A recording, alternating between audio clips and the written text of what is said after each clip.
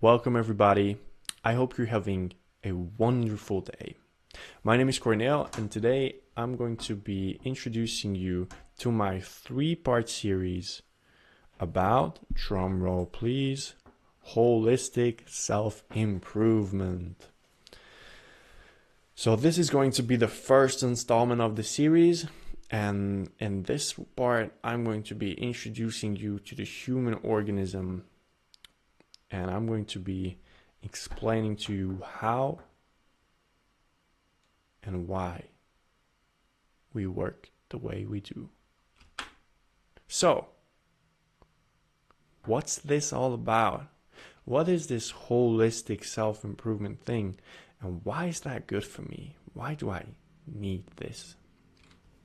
Well, first of all, the aim of holistic self-improvement is to give you the tools to understand how life on Earth works. Furthermore, it is to explain how one can navigate through the highs and lows of a human life, because as we all know, there are plenty of both. Thirdly, it is to help you become the best version of yourself. This is a pretty buzzword type situation. Oh, become the best version of yourself. But it is very important, and it has a lot of layers nonetheless. And I'm trying to put a lot of emphasis on that from a spiritual perspective, but you'll see. That being said, this is only for those who are not content with their current state of being and have a genuine desire to become the best version of themselves. That's pretty self-explanatory. If you feel like you know everything and you do everything the best way you can do, please leave. This is not for you. But if you like to learn, if you want to expand your horizons and get introduced to a different perspective on life, please allow me to continue. So, in this presentation, or in this video, essay, whatever you want to call it, I'm going to talk about, first off, some irrefutable truths. Some facts that should be the groundwork, the foundation of all conversations, because they're irrefutable and they are at the utmost importance. Then I'm going to be talking about the 5 layers of the 3 bodies within the human organism. After that, I'm going to take a little different approach and introduce you to the inner being of a human being. After that, we're going to be going through the 5 levels of consciousness, which you can get to as a human being. And finally, last but not least, I'm going to explain to you how all these things relate to each other. Every aforementioned topic.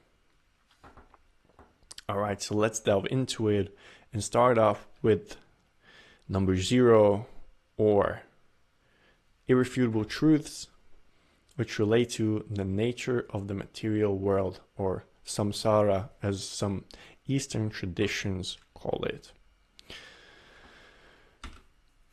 One of the great gurus and spiritual teachers and leaders of our time, A.C. Bhaktivedanta Swami Srila Prabhupada, the founder of the International Society of Krishna Consciousness Movement, or ISKCON for short, said the following: here in this material world, we are put into mritatva, subject to birth, death, old age, and disease. These are irrefutable facts. Everybody is subjected to birth, death, old age, and disease. You cannot escape that. It is part of the cycle. As you can see, this picture perfectly illustrates this kind of cycle, this samsara, this never-ending, always repeating embodiment progress, regress, death. It is what it is. And we should always keep that at the forefront of our mind, because that is at the utmost importance to us as human beings. But there's another place where there's no birth, no death, no old age or disease. One can say an eternal abode. But we'll talk about that more in part 3 of the series. For now, let's just stick to the fact that right now we are subjected to birth, death, old age, and disease. These are unequivocally true, irrefutable facts that we should take into consideration every single day that we spend on this planet Earth. Now that we got that out of the way, let's look at our first real topic, which are the 5 layers of the 3 bodies of the human organism. So first off, we have the first body, the Sthula Sharira, as it's called in Sanskrit, and it is the gross material body. It consists of the first layer of our being, which is the Annamaya Kosha, which is the food body. Then we have our second body, the Sukshma Sharira, which consists of our subtle material bodies, namely the Pranamaya Kosha, the Manomaya Kosha, and the Vijnanamaya Kosha. These 3 layers of our human existence. And then we have our third body, the Karana Sharira, which is our causal body, which is the 5th layer of our human being, which consists of the 5th layer of our human being, which is the Anandamaya Kosha. And at the core of our being, at the very central point, at the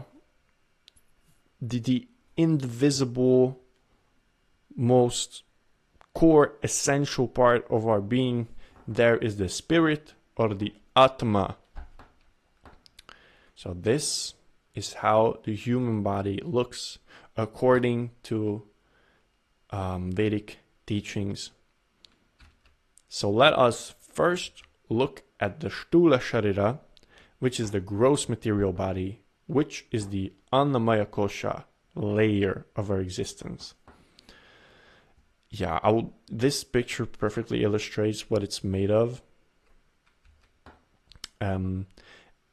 It's made of the 5 elements in a gross state. Gross doesn't mean disgusting, it just means dense, gross, like the scientific term gross. So earth, water, fire, air, and ether. Pretty self-explanatory. It contains the 5 senses, namely taste, smell, touch, hearing, and sight. That's pretty self-explanatory as well.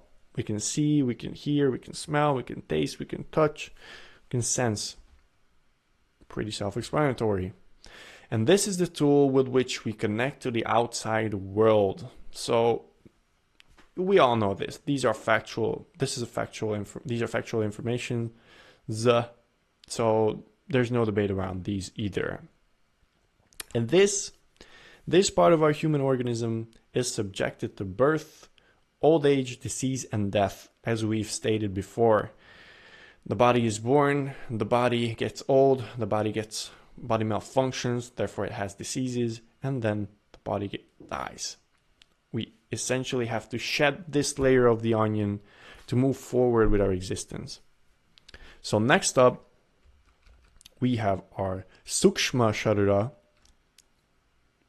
the subtle bodies, consisting of the Pranamaya Kosha, the Manomaya Kosha, and the Vijnanamaya Kosha. As you can see in this image is a very good illustration of how the human organism is layered. And the second part, the Sukshma Sharira, we're going to talk about the subtle bodies. These 3. So first up is the Pranamaya Kosha, or the energy body. These are the currents that pass through the gross material body. So you can imagine it in a way like you have a charger cord.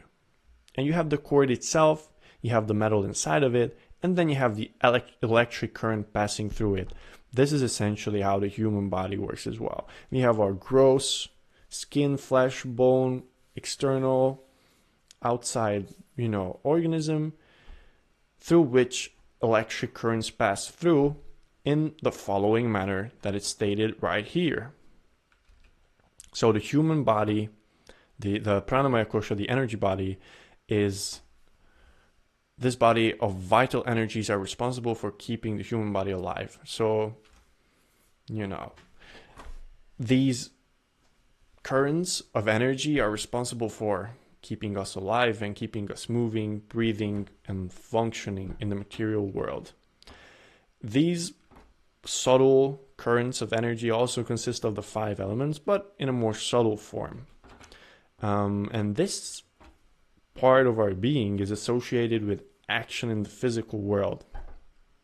This is how we can move our hands, our mouths, our eyes, our ears. Everything moves with the energy provided by our energy body. So next up, we have the manomaya kosha, or the mind. We're getting more subtle, even more subtle. As you can see, we're peeling back more layers. The mind is responsible for experiencing pleasure and pain. The body is responsible for perceiving it.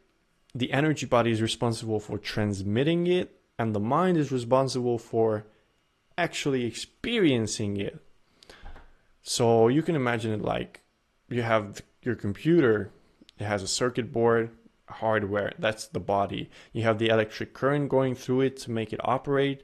That's the energy body. And then you have the software to interpret the electrical impulses from the external world. That is the mind.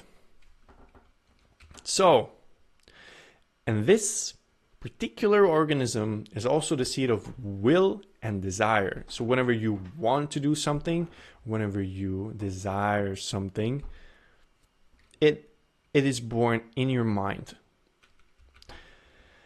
But this is subjected to change. One day you might want to rest all day. One day you might want to do everything that you ever thought of.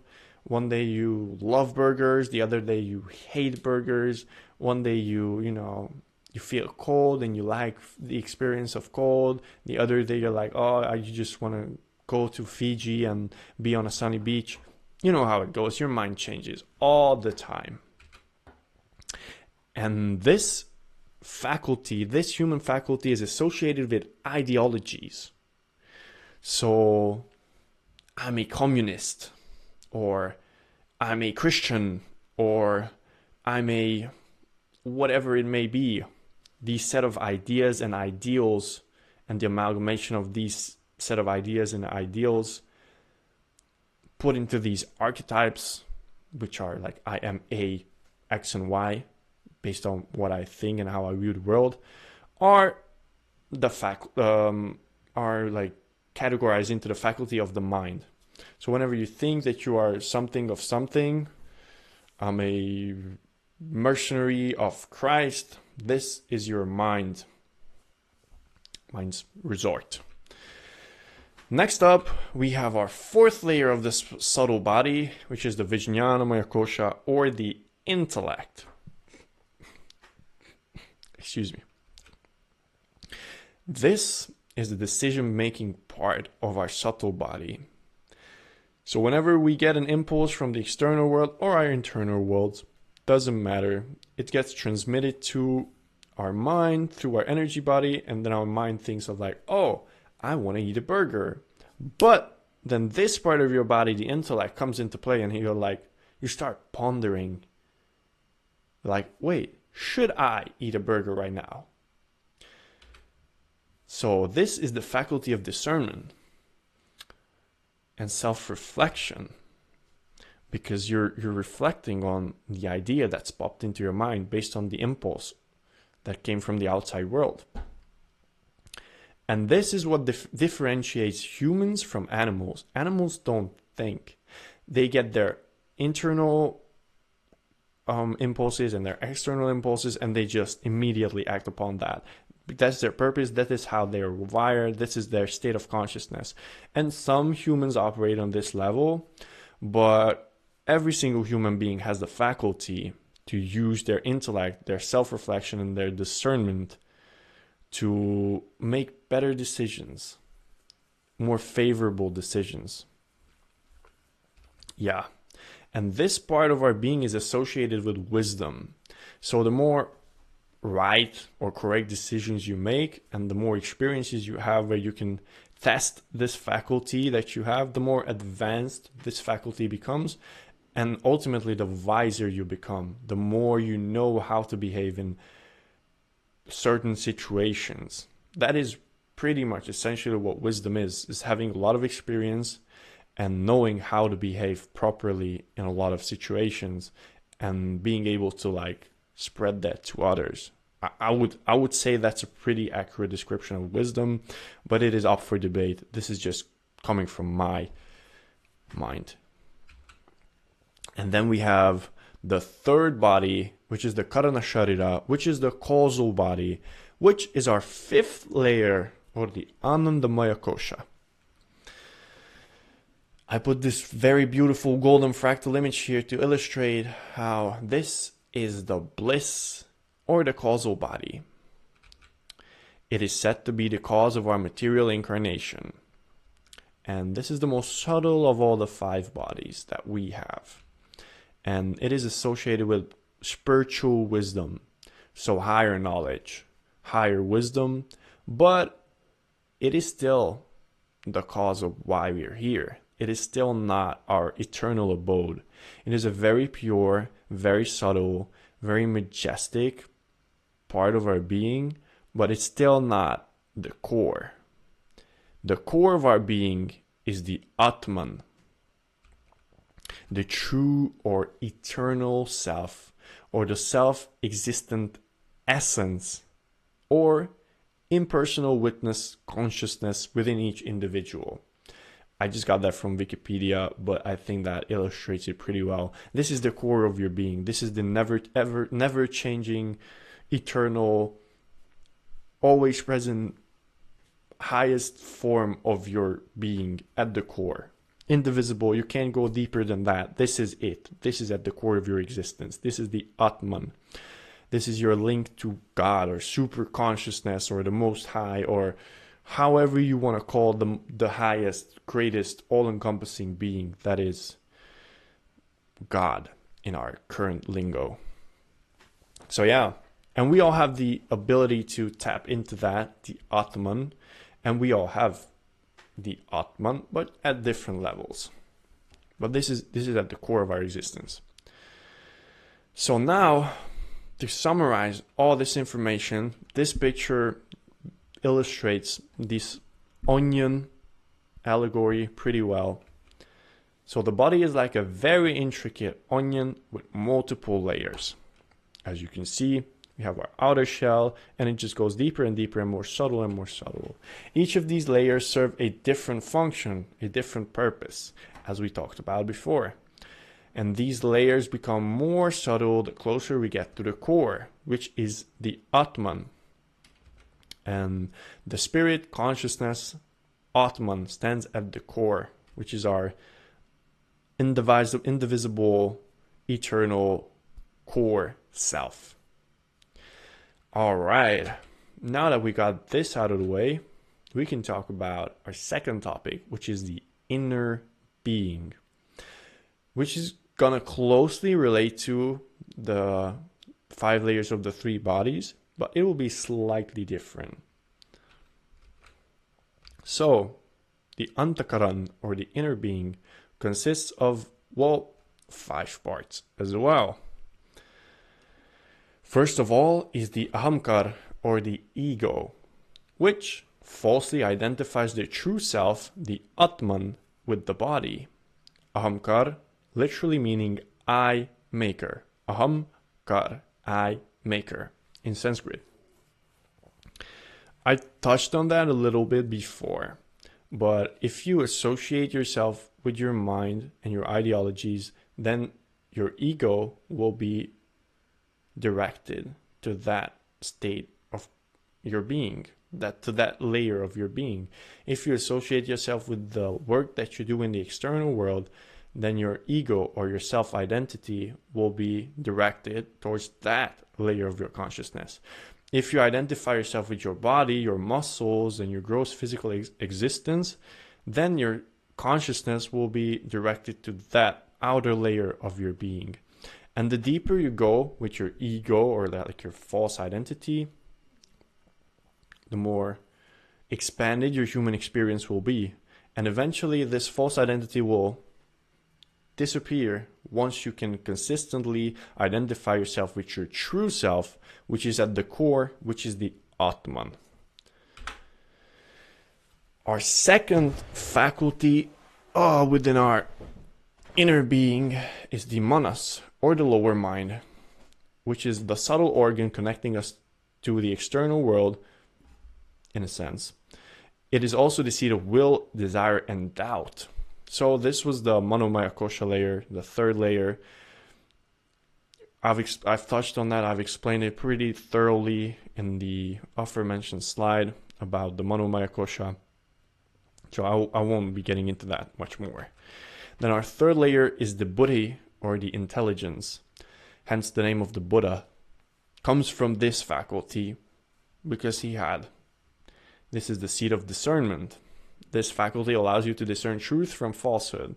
That was pretty much the whole spiel of the Buddha, to figure out like how samsara works and what is true and what is not. And he just wanted to represent the truth.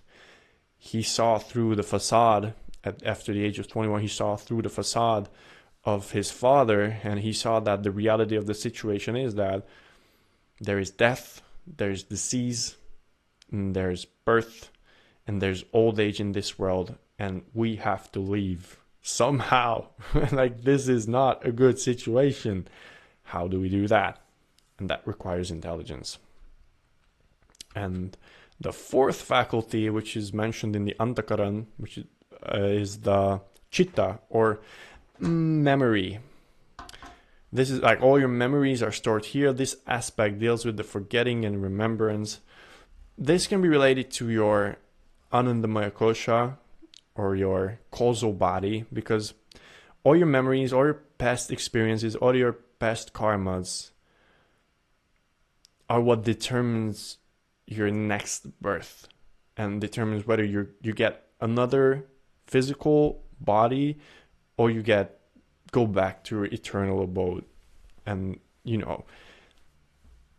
that kind of faculty is like the cause of why you're here, and also like the exit door from here, in a sense. And forgetting and remembrance, this is just at the end of your life, this is what determines like where you get allocated to, where your spirit goes to, based on your previous actions and memories and thoughts and feelings and experiences and work that you've done. And of course, at the core of the inner being is almost the Atman, the Atman, the Atman.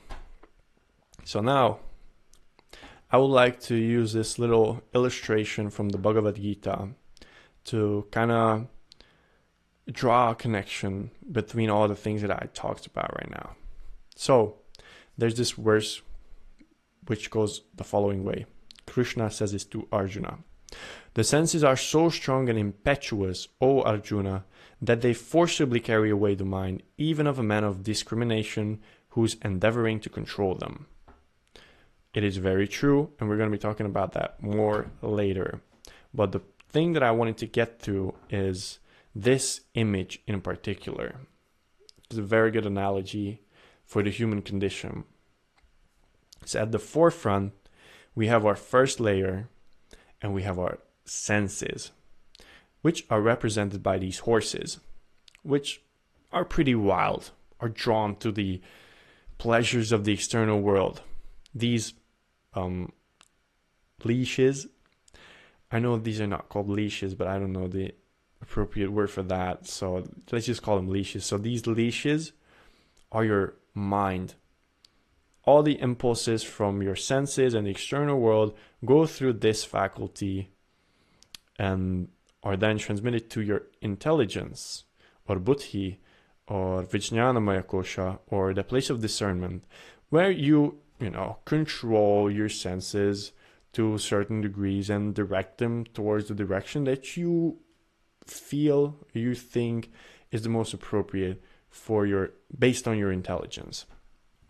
So senses, mind, intelligence, and like the carriage itself is the chitta, or the causal body. So this is, why this whole thing operates, is because there is something that you go with. And then at the back seat is your Atman, or spirit, who's like, yo, what are you doing, man? The goal is to get this part of get this part of yourself to take control, and this part of yourself to like give the impulses and control the horses, and not the other way around. So you want to be in control. You're at your core. Like, you want your core to be in control of these organisms, and you want a inside out approach and not an outside in approach towards your life. Okay. Next up, we have a very, very, very interesting teaching about the 5 states of consciousness from a book called Jaiva Dharma, or Our Eternal Truth, from Sri Bhaktivinoda Thakura, who was the teacher of A.C. Bhaktivedanta Swami Srila Prabhupada, if I'm correct. So in his book, he states that there are 5 states of consciousness that determine one's desires.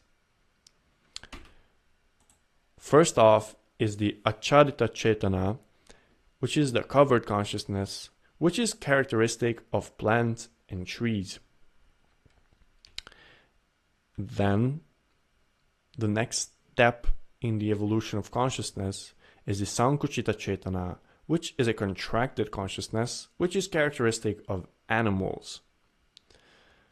After that, we move into the Mukulita Chetana, which is the budding consciousness, which is characteristic of average humans. After that, we tap into the Vikashita Chetana, which is the unfolded, or I would actually call it unfolding consciousness, which is characteristic of those humans who seek the absolute truth. So when you ask yourself the questions of why are we born? Who am I? Where am I? What happens after we die? And you start looking, wherever it is that you start looking, then you start to tap into the Vikashita Chetana level. And the more you progress on this stage of your conscious journey, you can eventually become a Purna Vikashita Chetana, or a full-blown consciousness, utilizing your human organism and your human capacities to their fullest potential to reach your highest level of consciousness attainable in this organism, and get to the core of your being, which is the Atma. And this is characteristic of those who are self-realized. This is the highest state of achievable being in a human form. And all the spiritual masters like the Buddha or Jesus Christ, or even our teacher Srila Bhaktivinoda Thakura or A.C. Bhaktivedanta Swami Srila Prabhupada, were of this category. They have reached this state of consciousness where they're full-blown, where they are self-realized, they know their place, and they don't forget it, and they just keep on progressing on that and keep on teaching this to others. Lastly, I would like to end off by a little summary of the whole thing that we talked about. So energy flows where attention goes. I talked about this a little bit before, and I tapped into it a little bit, but I would like to illustrate it visually so that you have a clearer picture of what I was talking about. So first off, we have these layers that we talked about, the layers of the onion: the physical, the energy, the mind, the wisdom, and the bliss body, right? If our attention is restricted to the first two layers, meaning our physical and the energy body, then we are at the level of the plant consciousness, the acharita chetana. This is a pretty low level of existence. Plants are not really concerned with anything other than surviving and reproducing in the most basic and fundamental ways. This is a low level of consciousness. And if all your attention is directed towards these two parts of your body, then quite frankly, you're better off being a plant. Okay. Next level is when you get your mind into the picture as well. You come to the animal level. So, or the Sankuchita Chetana. So when you, this is a little higher level, but it's still like subhuman when you have your mind in the picture as well without discernment. So you can like perform more actions, but still in a very fundamental and rudimentary level. After this, we reach, once you pay attention to your wisdom, your discernment, and your self-reflection, you tap into the human level, the Mukulita Chetana and the Vikashita Chetana. The reason why I categorize it like this is because if you tap into wisdom as like, you know, I would classify it as natural wisdom. And then I would classify the other one as spiritual wisdom. Because natural wisdom is, you know, knowing who to trust in a business deal.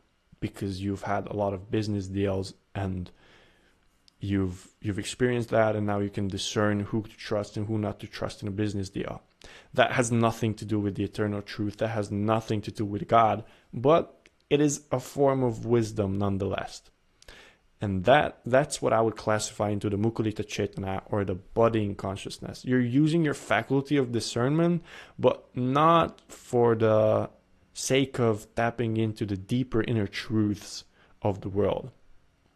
And once you use your discernment for your spiritual progress, like, oh, for example, like, oh, maybe I shouldn't eat meat because that would benefit me spiritually, because it would benefit my spirit and it would, you know, get me closer to my goal, which is self-realization, then this is like the beginning of the unfolding human consciousness. This is the beginning of you using your discernment faculty and your wisdom for spiritual advancement. And after that, once you purify all the other levels, and once you can consistently put your attention towards your bliss body or the Anandamaya Kosha, or even beyond that, the Atman, then you reach the Purna Vikashita Chetana level, or the full-blown human consciousness. So once you can direct your energy to the innermost being, because these other layers don't distract you, then you become fully realized as a human being and as a spirit being. So yeah, that is pretty much all that I wanted to talk about today. Okay, but why did you tell me all this stuff, you might ask? What is the goal of all this, you might also ask? Well, to that, I will answer the following. You'll see it in the next video. To be continued. I talked about a lot of things today. Hopefully it made sense. Hopefully I illustrated it in a way that it made sense. I try to tell you everything that I know in a way that connects within my mind, my brain.